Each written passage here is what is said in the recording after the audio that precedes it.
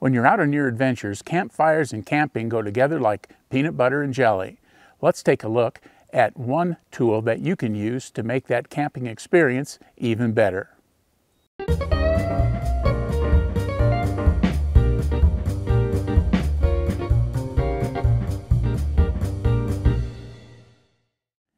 Campfires are a fun part of camping. Making s'mores and enjoying the flames of your campfire can be a great part of your camping experience. However, there are two things that are kind of detriments to this whole campfire thing. One of them is spending a lot of time getting the campfire started, and the other is the smoke chasing you around as the wind changes. The Solo Stove by Solo Stove is a great fire pit that helps you solve both of those questions. First, the engineering of the Solo Stove makes it very efficient combustion chamber.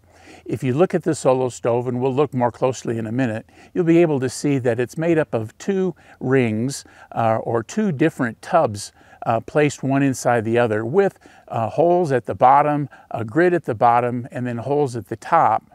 This makes the Solo Stove a very efficient combustion chamber, which does two things. One, it makes it pretty easy to start your fire, and two, it makes the fire almost smokeless. So let's take a look at some of the parts that you can get for your Solo Stove, how it goes together, and we've got some video of our Solo Stove fire from last night. A few months ago, we were out camping with some friends, and he had a Solo Stove Ranger version, which is a little bit smaller than this Bonfire version. It was a great tool, and we spent hours around the campfire on the evenings that we were together. So I was looking at the Solo Stove site over the course of a couple of months and discovered a sale going on that really called my name.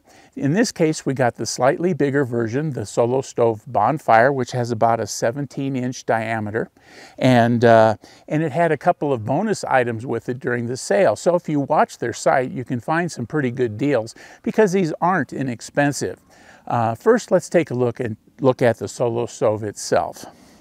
So first is this ring that comes with the Solo Stove. It just sits very lightly on top, but it limits the size of the diameter by a couple of inches, which helps focus the heat up, which again allows the smoke to go up instead of wafting around where you're sitting. So this is the ring that goes to the Solo Stove, and that's what its purpose is. The Solo Stove itself is this twin-lined stainless steel fire pit. You can see it's got holes around the top and holes around the bottom on the outside, which allows the air to flow through. And when you've got a fire crackling in your Solo Stove, you can even see the flames coming out of this little hole. I had a little temperature gauge with me last night, and I shot the temperature inside. It was about 1,000 degrees, and I shot the temperature on the outside edge of the Solo Stove, and it was about 400 degrees. So that was a pretty significant difference, which shows you the kind of efficiency that's happening here in the Solo Stove itself. Now the next part, which was part of the bonus, and these are available separately if they're not bundled in a sale, is a Solo Stove ring, which goes underneath the Solo Stove here, and it sits on it. That gets the Solo Stove away from the ground a little more, helps with that airflow.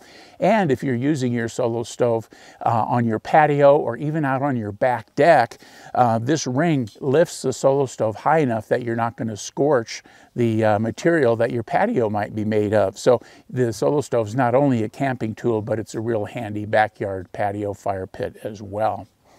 And then the last part that was a bonus for the Solo Stove was this bag. It's a rubberized interior, kind of a woven nylon exterior, and so when I'm done using my Solo Stove, I can make sure it cools off, dump out the ashes and stuff from the inside, and then put this whole thing together inside the bag where I can keep it nice and tidy and in my RV, or if you're using it at home, in the corner of your patio.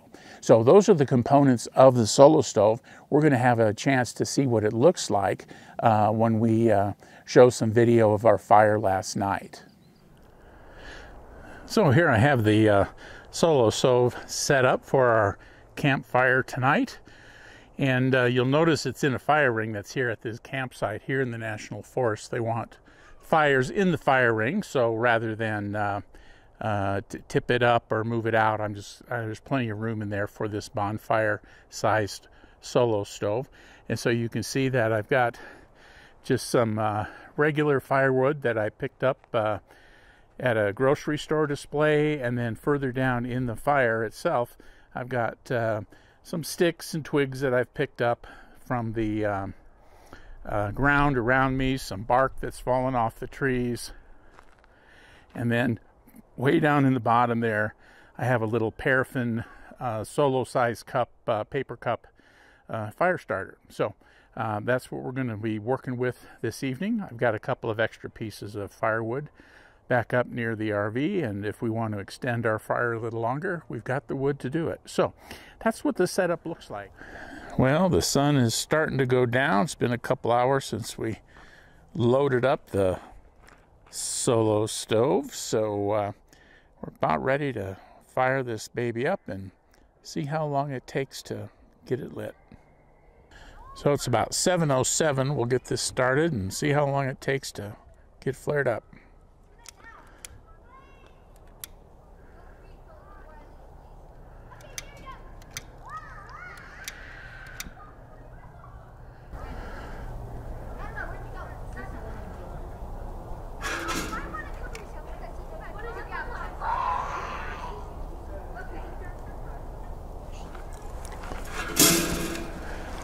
Here we are at 7:10, so only about 5 minutes to go from the kindling and logs in that little fire starter to a bright and cheerful flame. There was a little bit of smoke as it got started, but as you can see, there's hardly any now. One of the things that you'll notice as we set up the fire, we've got a little bit of, spent a little bit of time collecting some wood from the campground around me, some sticks and some bark.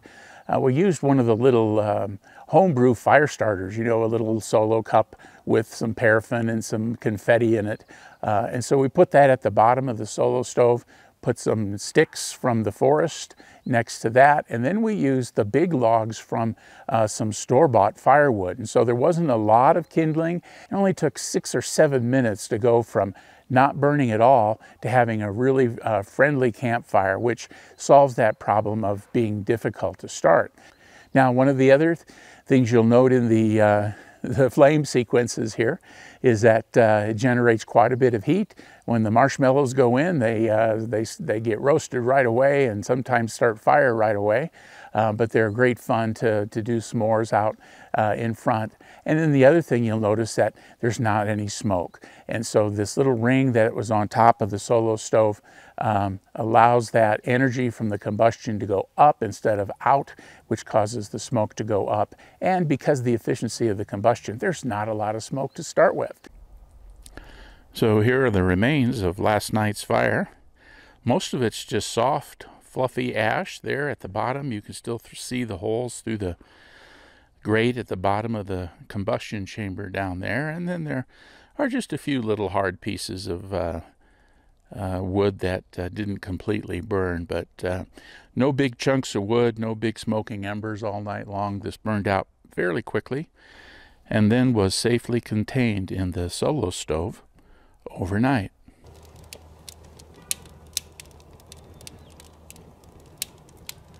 Well, campfires are a great way to finish the day when you've been out camping, and the solo stove is a great way to do a campfire. Again, as with the fire last night, this took 3 or 4 minutes and we've got the fire that you see here today. Hey, if you found this video helpful, please click on the thumbs up button below the video and consider subscribing to the Weekend Camper channel. Click the bell icon to be notified when I post new videos. Thanks for watching.